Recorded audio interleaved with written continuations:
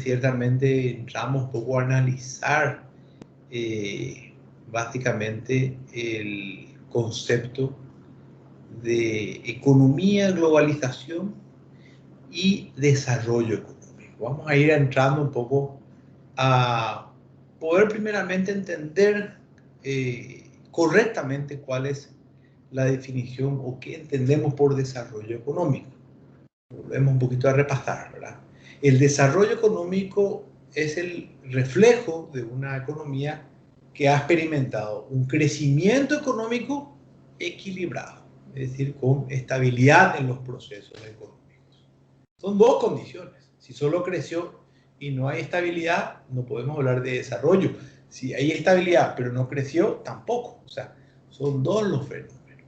Y las economías desarrolladas, naturalmente, han logrado potenciar un poco su sector productivo, pero a la vez controlar las principales variables económicas, tales como la tasa de desempleo, tales como la tasa de inflación, la balanza de pagos, esa diferencia entre exportación e importación, su deuda externa no es alta, hay un superávit fiscal, es decir, recaudan más de lo que gastan, hay un equilibrio financiero, incluso las reservas son de importante magnitud que les permite tener un tipo de cambio respetable, ¿verdad? O sea, la moneda no se devalúa frente a las demás. Este año nosotros tuvimos una devaluación importante, el 10%, estamos hablando de devaluación del guaraní frente al dólar, por ejemplo. Eso es preocupante, teniendo en cuenta de que la mayoría de nuestras transacciones o operaciones las hacemos en guaraní, ¿cierto? Y al verse deteriorado, perdemos poder de compra, poder de cambio. Y la mayoría de los productos que importamos, por ejemplo, son en dólares. Ese precio automáticamente le tenemos que subir un 10%, que es el tema de la devaluación. O sea, estamos hablando que la devaluación del tipo de cambio genera, por ejemplo, inflación. O sea, si no tenemos controladas las variables económicas, si no hay una estabilidad, no podemos hablar de desarrollo. Por eso el Banco Central, en este caso que es la autoridad monetaria, necesariamente debe velar por ese cuidado. Justamente estuvimos hablando de la moneda y la autoridad monetaria en la clase anterior, para ahora adentrarnos un poquito a concentrarnos en el desarrollo. Entonces, hay un modelo muy interesante de curva de frontera de posibilidades de producción que ya le explicaba en el video pasado, que le subí a la plataforma, y también aquí en los gráficos podemos apreciar, ¿verdad? ¿Qué es la curva de frontera de posibilidades de producción? Primeramente tenemos que definirla. Vamos a repasar esa definición. Nos mide el límite máximo o la capacidad máxima productiva de una economía dado los recursos que se disponen. Es decir, depende de los recursos. Cuanto más recursos la economía tenga, más ancha va a ser la curva de frontera de posibilidades de producción. Ejemplo, más capital, más tecnología, más mano de obra, más posibilidades de producción yo tengo. Menos capital, menos tecnología, menos posibilidades de producción yo voy a tener. O sea, hay una relación directa entre recursos y esa curva. Ahora, la primera pregunta que yo formulo un poquito, ¿los países desarrollados tienen anchas sus curvas de fronteras de posibilidades de producción? Es decir, ¿los países desarrollados tienen más recursos que los países subdesarrollados o pobres? ¿Cuál es la respuesta? La respuesta es no necesariamente. Algunos países pueden tener curvas de fronteras de posibilidades de producción más anchas, o sea, pueden tener más recursos, pero muy mal administrados. Por eso la carrera de administración de empresas, la principal misión de la carrera de administración de empresas es la de administrar eficazmente los recursos. O sea, y miremos un poquito a Japón, miremos un poquito a los países Profe, occidentales. Sí, adelante, caballero, te escucho. podemos decir que Paraguay es eso, profe. Una amplia gama de recursos naturales, pero una pésima administración. excelente reflexión, Junior. Podemos decir, podemos afirmarlo incluso, muchísimos recursos naturales, productivos, mano de obra, incluso hasta calificada, vienen extranjeros. No pueden creer que nosotros estemos dentro del ranking mundial de desarrollo, estemos mitad de tabla para abajo, ¿verdad? No pueden creer, ¿verdad? Paraguay debería estar entre las principales economías del mundo considerando los recursos que tiene. Y miremos un poquito el gráfico. Esta es una economía desarrollada y esta es una subdesarrollada, y justamente puse a propósito este ejemplo. Esto sería, por ejemplo, Paraguay, ¿sí? Fíjense la curva de frontera de posibilidades de producción bastante importante, ¿sí? Y esta sería una economía desarrollada que puede ser Japón, por ejemplo. Japón, fíjense que es una isla. Tiene pocos recursos naturales, hacinamiento poblacional,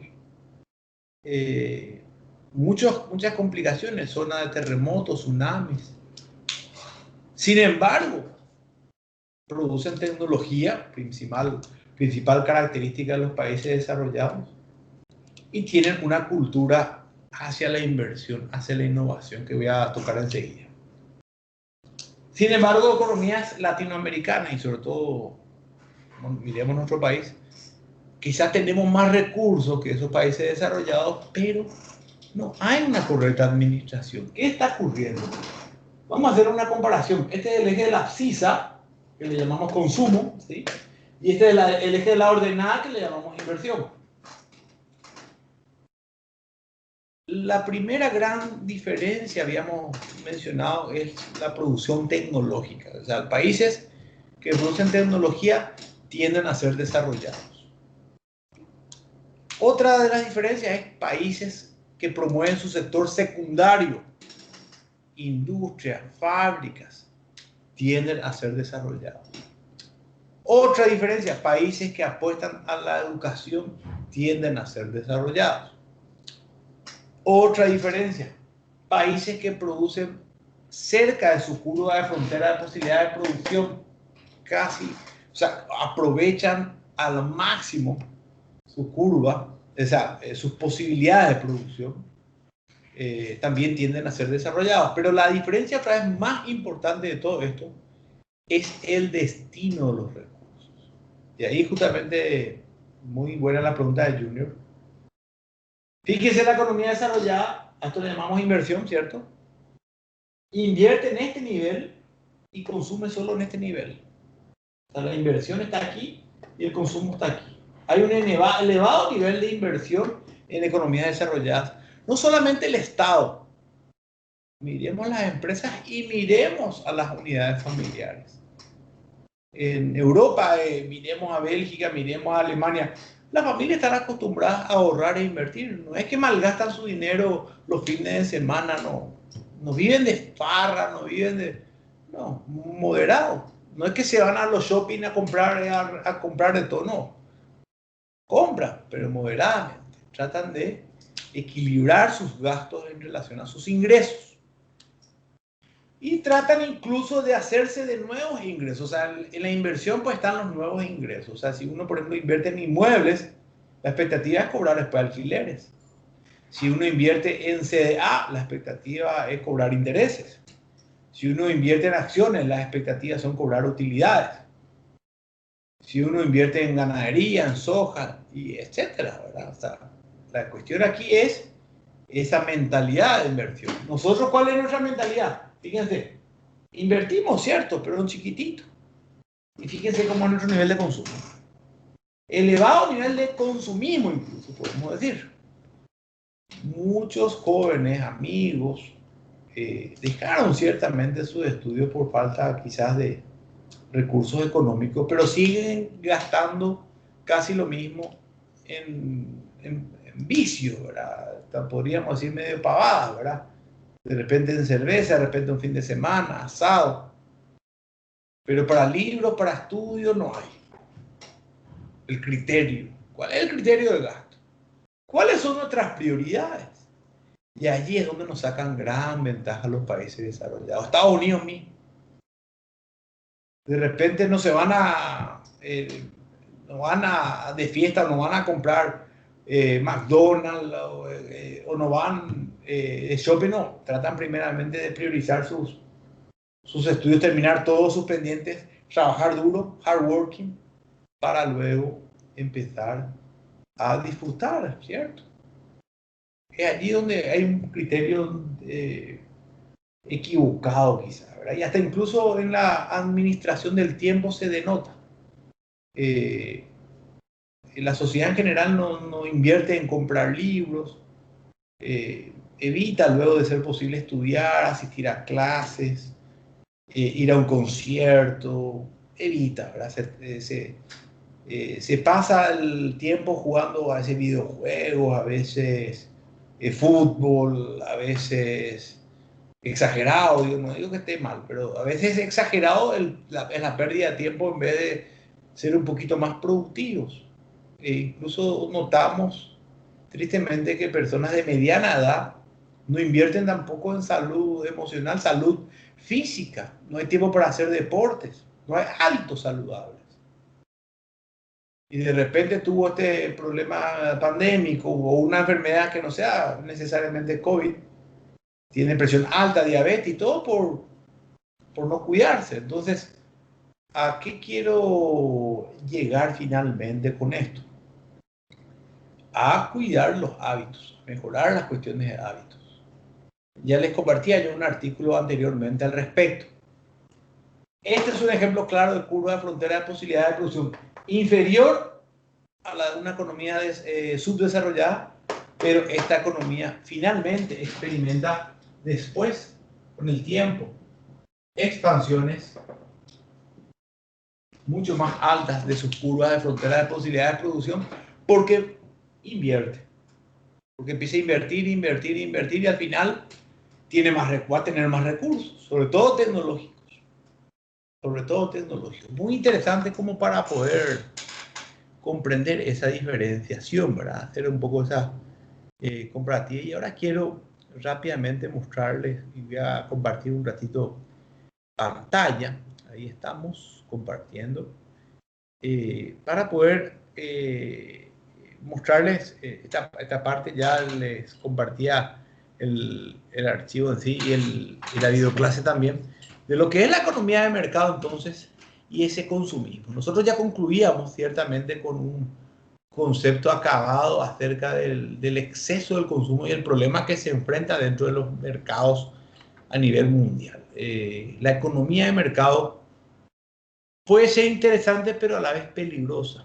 India, por ejemplo, tiene también una economía como la nuestra, con un nivel de consumo elevado, pero no es desarrollada. Tiene muchísimos habitantes, pero no hay un nivel de desarrollo económico que podríamos decir, el nivel de vida es bueno. Al contrario, es como muy parecido a lo nuestro, un poco desordenado, un poco alejado realmente al bienestar y con una tasa de pobreza relativamente elevada. O sea, no está dentro de los niveles de países desarrollados que podríamos indicar. ¿Qué es la economía de mercado? Vamos a analizar un poquito y repasando.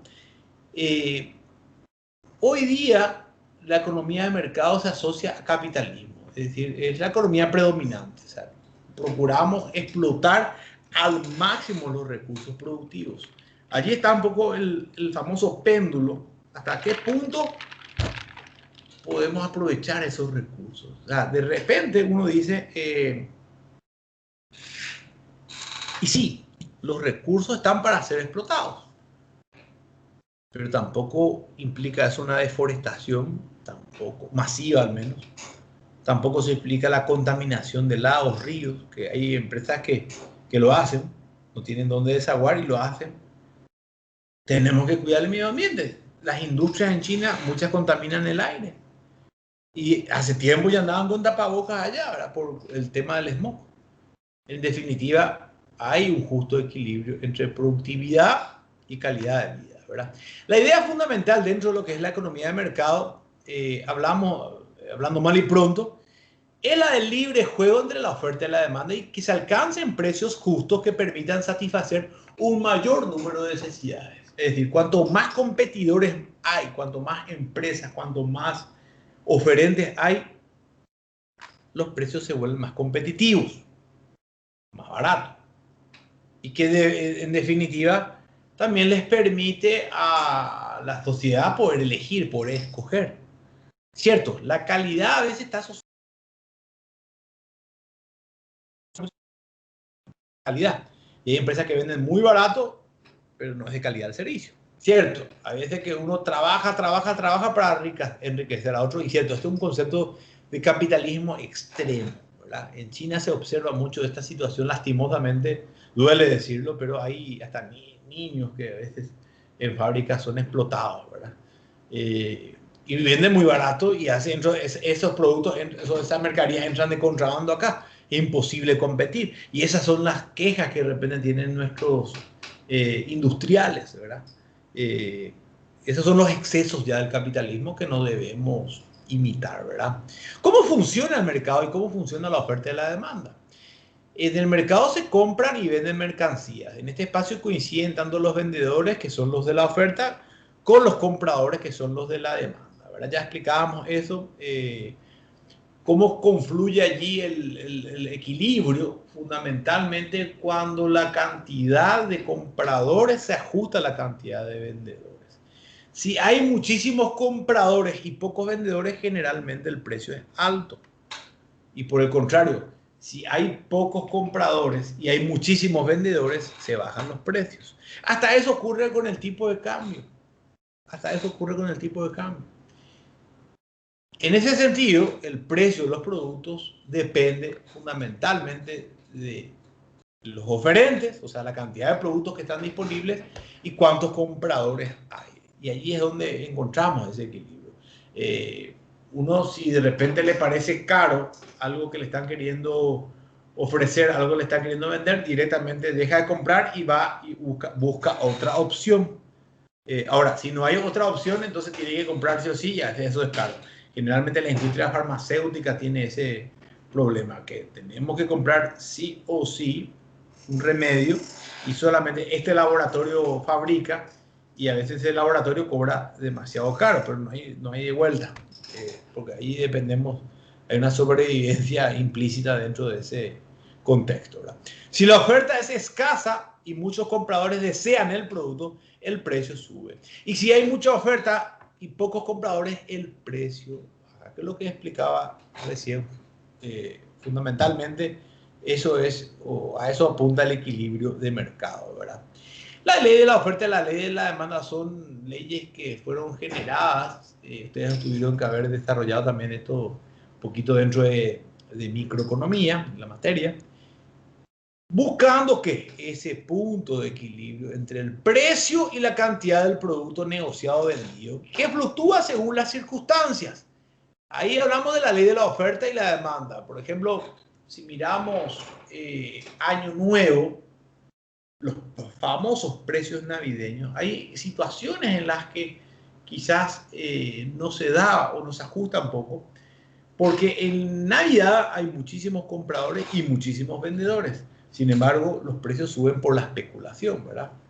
De hecho, que a veces en el trabajo ocurre esto y el jefe le exige al colaborador que trabaje todo su tiempo y que le dedique prácticamente horas extras y prácticamente hasta la vida al trabajador. Y eso es donde, ahí es donde existen los excesos, ¿verdad? Nosotros tenemos leyes claras en el ámbito laboral, las 8 horas que hay que respetar y fundamentalmente el Estado, que debe de funcionar como una suerte de contralor, o sea, el Ministerio del Trabajo o del Empleo tiene que velar por la seguridad laboral en ese contexto. Otros factores que alteran los precios: la publicidad y la propaganda, la moda. Pueden modificar la oferta y la demanda, haciendo aumentar la demanda y provocando, por ejemplo, un incremento de los precios. Se puso algo de moda y hay un trabajo de marketing muy interesante, entonces el precio quiere subir, lógico. Una marca de jean, una marca de camisa, artículos deportivos. Naturalmente eso hace que incremente el precio, que quizás la calidad no sea del todo buena, pero la marca lo dice todo. Entonces, por eso se invierte mucho en publicidad y propaganda, en marketing, ¿verdad? La publicidad, cierto, es necesaria para dar a conocer productos o servicios y presenta un producto mostrando sus cualidades y sus funciones, ¿verdad? Un colchón. De repente uno dice, bueno, y Sueñolar tiene una amplia gama de colchones, ¿verdad? Pero lo que más importa ahí es su marca, la marca que es garantía. Quizás Colchones Plumita, que no tiene ni una certificación de calidad ISO, y quizás es más cómodo para nosotros, pero no, la marca no se ha trabajado del todo bien, entonces finalmente uno opta por comprar el de marca realmente, ¿verdad? Hay otros factores que alteran los precios, por ejemplo, la publicidad engañosa, que no muestra realmente el producto, sino que induce a la compra por seducción, y en eso se trabaja mucho hoy, lastimosamente, en neuromarketing, ¿verdad? Quizás el producto no es de demasiada calidad. Yo hasta diría Coca-Cola, por ejemplo, trabaja mucho en marketing, pero sinceramente no es muy saludable tomar Coca-Cola, ¿verdad? Lo mismo los productos, bebidas alcohólicas o de repente cigarrillos, ¿verdad? Son vicios, ¿verdad? Uno puede dañarse a sí mismo en cuanto a salud se refiere, ¿verdad? La publicidad influye también enormemente en la sociedad porque está en todas partes y condiciona la conducta de las personas. Nos quedamos en la tele viendo en las computadoras, redes sociales y comiendo. Ahí muestra la figura de un hombre que come donas, por ejemplo, y que está conectado a la tecnología casi las 24 horas. Y bueno, genera hábitos que quizás uno puede estar comiendo papas fritas permanentemente y estar ahí conectado sin salir de eso y dejado de influir por la propaganda. ¿Qué es lo que se recomienda generalmente en esta época de pandemia? Y en el artículo más o menos hacíamos alusión y con mi señor padre al respecto. Uno no tiene que estar tan conectado sobre todo a las noticias, o sea, tiene que tratar de desconectarse un poco a la televisión y tratar de aprovechar mejor tiempo, leer un buen libro, ver un buen documental, tratar de instruirse, asistir a clases, por ejemplo, online, hacer cursos online. Esos son realmente inversiones de muchísima importancia para el crecimiento humano, que fundamentalmente nos va a permitir poder explorar otros terrenos, ¿verdad? Que, bueno, efectivamente nos conduce hacia el crecimiento. Esta parte de agentes económicos vamos a ciertamente dejar para clases posteriores, ¿verdad? Quiero volver a la clase otra vez, dejar de compartir allí. Ahí volvimos otra vez. Entonces, fundamentalmente esta educación financiera y la cultura, este auge por la cultura y por la inversión, nos va a propiciar finalmente, nos va a redituar en beneficios tangibles y fundamentales para nuestro crecimiento y desarrollo humano integral. Yo estuve en la comisión del CELADIC, tiene sede en Panamá, y generalmente, bueno, con mi padre dábamos cursos online para profesionales, docentes especialmente en diferentes partes de Latinoamérica. Yo hice el curso de desarrollo humano integral ciertamente en esta institución y después como docente estuve apoyándole a mi padre, ¿verdad? En tiempos atrás. En ese aspecto nos ayuda este tipo de cursos a poder tener una mirada diferente a lo que nos vende quizá la publicidad, a que nos venden las noticias. No nos olvidemos que los canales de televisión, los medios de prensa, son canales privados, son opiniones personales, pero también condicionadas por quien es accionista de ese canal. Para tener una verdadera libertad económica, libertad de pensamiento, libertad económica, libertad social, es necesario trabajar un poco en ese pensamiento crítico. Por eso yo les trato de forzar un poquito, clase a clase, y en el examen incluso, a poder escribir con sus palabras y reflexionar. Como se habrán dado cuenta, valoramos mucho ese intento de poder responder y poder generar ideas. Ese ejemplificar, me encanta que cada vez estén mejorando mucho más, porque nos adapta un poco o nos hace pasar de la teoría a la realidad, que es lo más importante para cualquier profesional. El licenciado en administración de empresas tiene que saber interpretar los fenómenos económicos, tiene que saber fundamentalmente diferenciar las situaciones, en qué momento invertir, en qué momento apostar, en qué momento o qué opciones elegir, qué tipo de inversiones, qué tipo de créditos, qué modalidades, qué tipo de ahorros. O sea, tiene que manejar el concepto y no tiene mucha chance de equivocarse.